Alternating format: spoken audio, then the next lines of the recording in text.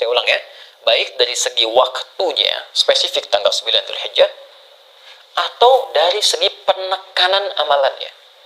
Ini mungkin kita bisa pahami nih, kan?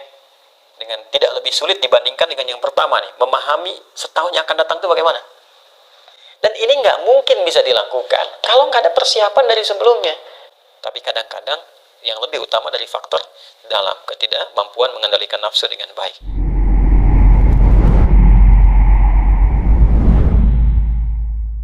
Bahwa siam, puasa itu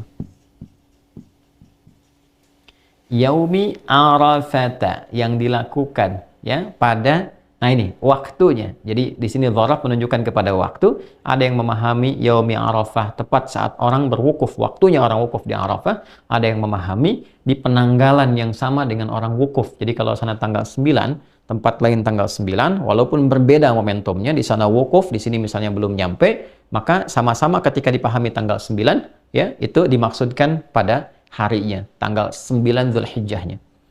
Jadi bagi orang yang wukuf, dipahaminya saat wukufnya, di waktu setempat, saat wukufnya, tanggal 9.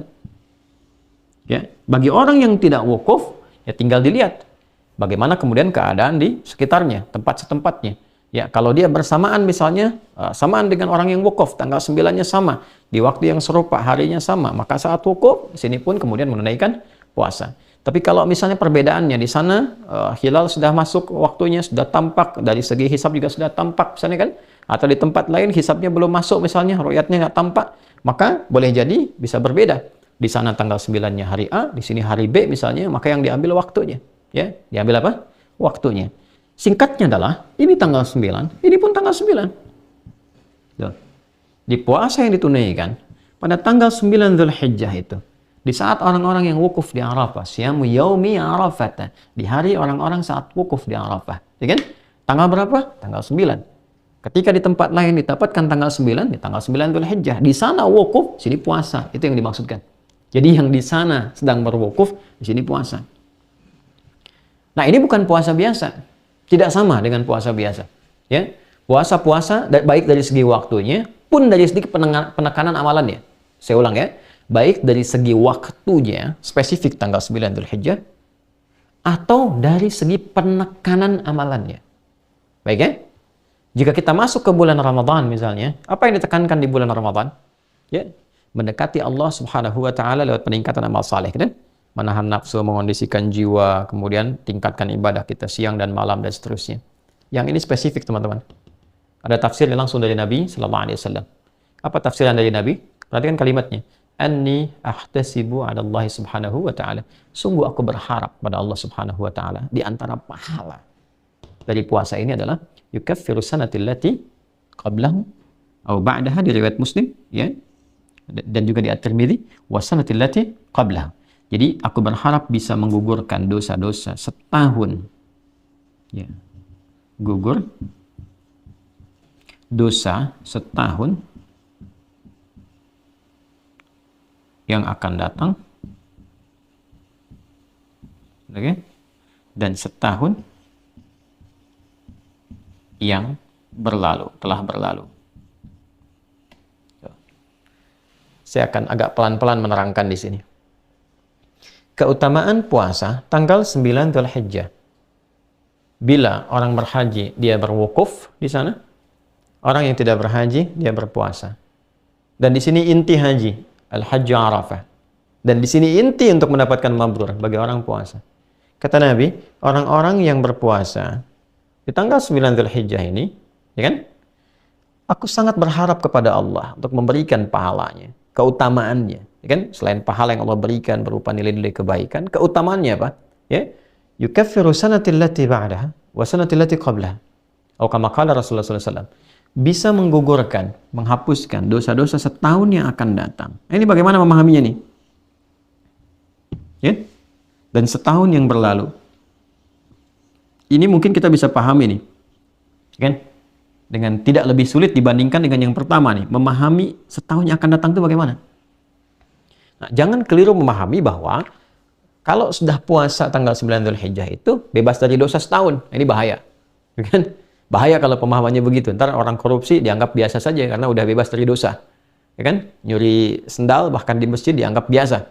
Karena apa? Karena merasa sudah diampuni dosa. Bukan itu yang dimaksudkan. Yang dimaksudkan adalah, perhatikan baik-baik, orang yang puasa di tanggal 9, dia memusatkan amalan untuk introspeksi, muhasabah, seperti orang yang wukuf di Arafah. Ini kuncinya. Di saat orang wukuf di Arafah, dia mengenal dirinya, mengenal Allah Subhanahu wa Ta'ala, mengenal lingkungannya, memahami kenapa dia sebelumnya jauh dari Allah, mengoreksi diri, introspeksi dirinya, muhasabah. Makanya dia banyak bertobat, banyak istighfar kepada Allah Subhanahu wa Ta'ala, banyak berdoa, banyak memohon kebaikan. Nah, di saat yang sama, ketika orang tidak berhaji, dia puasa. Di tanggal 9 ini, dia melakukan hal yang serupa dengan orang haji. Apa yang dia lakukan? Dia introspeksi diri. Dia bermuhasabah, dia merenung. Ya. Walaupun dia tidak wukuf seperti orang haji. Ya, tapi di tempatnya saat dia menunaikan puasa itu dia mengoreksi dirinya, mengevaluasi dirinya. Apa perjalanan setahun ke belakang minimal yang bisa direview? Hubungan dia dengan Allah misalnya yang kurang, dia bermunajat, kurang mendekat kepada Allah, kurang rakaat dalam salat, tuntutan dunia banyak, tapi bekal akhirat sedikit. Kewajiban menunaikan perintah Allah tidak terlaksana dengan baik. Dia evaluasi, apa yang membuat kita selama ini jauh dari Allah? Apa yang menghambat saya menunaikan salat dengan baik? Bangun malam untuk dekat dengan Al-Quran. Apa yang menghambat itu semua? Introspeksi diri. Introspeksi. Dan ini nggak mungkin bisa dilakukan kalau nggak ada persiapan dari sebelumnya. Makanya tanggal 1 Dzulhijjah, 2 Dzulhijjah itu penting dibangun persiapan supaya tanggal 9 optimal. Karena penekanannya di sini. Penekanannya di sini. Jadi nggak mungkin orang tanggal 9 itu bisa puasa dengan baik. Kalau cuma nahan lapar dan haus bisa ya. Nahan lapar dan haus dari mulai ya fajar sampai dengan maghrib, insya Allah bisa dilakukan. Tapi kalau menjalani puasanya seperti ini dan introspeksi diri, menata diri lebih baik, melihat tautan-tautan dengan sekitarannya, memperbaiki, mendekati Allah dengan ya semaksimal yang bisa dia lakukan, itu nggak mungkin bisa dilakukan tiba-tiba tanggal 9 begitu, nggak bisa. Kecuali ada persiapan sebelumnya. Dia tingkatkan bacaan Qur'annya, dia latihan puasa sebelumnya, sehingga puncaknya ketika tanggal 9 Dzulhijjah, puasa dia di momentum ini, dia merasakan kenikmatan yang tidak dirasakan sebelumnya. Di titik itulah kemudian muncul kesadaran untuk mendekati Allah Subhanahu wa Ta'ala. Maka apa yang terjadi? Ya, saat dia punya kesadaran, dia merasakan kedekatan lebih dengan Allah ketika dia berbuka, suasana lebih tenang, lebih nyaman. Dan saat merasakan kenikmatan, kenyamanan, kebaikan itu dia bertakbir persis sama seperti orang meninggalkan padang Arafah menuju Muzdalifah. Dia berzikir. Ya, berzikir. Fa idza afadtum min Arafatin fadhkurullaha 'indal masy'aril haram. Kalau kamu udah selesai di Arafah, kata Allah, ya, coba dicek di Quran surah Al-Baqarah, ya, dari ayat 198 sampai 199 itu. 198 ya, laisa 'alaikum junahun an tabtaghu fadlan min rabbikum fa idza afadtum min Arafatin fadhkurullaha 'indal masy'aril haram. Kalau kamu telah selesai di Arafah, segera bergegas ke Masy'aril Haram, ke Muzdalifah sambil berzikir. Dia bertakbir, dia bertasbih, dia bertahmid. Sama persis. Kenapa dia berzikir? Memuji Allah karena dia sudah merasakan kedekatan yang sebelumnya belum terbangun dengan Allah Subhanahu wa Ta'ala. Sama persis. Orang kalau sudah selesai, dia puasa, dia bermuhasabah, dia menangisi dirinya, bertobat, ingin jauh lebih baik dari sebelumnya. Tiba-tiba merasakan perubahan pada diri, dia bertakbir. Allahu Akbar, Allahu Akbar, Allahu Akbar. Malam 10 tuh. Ya. Dan puncaknya di hari ke-10, teman-teman. Apa yang terjadi?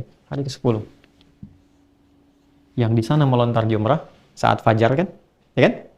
Dia lontar, bukankah dengan kalimat Bismillah ya Allahu Akbar? Dan yang dilontar itu Aqabah kan? Tadi kita bahas menjelang Isya. Aqabah itu kan gambaran dari keadaan diri kita. Nafsu, bukan dari faktor orang dekat, wusta atau orang jauh, ula, tapi dari diri kita sendiri. Kadang-kadang keburukan itu muncul bukan karena faktor luar, tapi kadang-kadang yang lebih utama dari faktor dalam, ketidakmampuan mengendalikan nafsu dengan baik. Nah, nafsu ini yang dilontari, sifat-sifat buruk dalam nafsu. Oh, ini yang kurang bagusnya.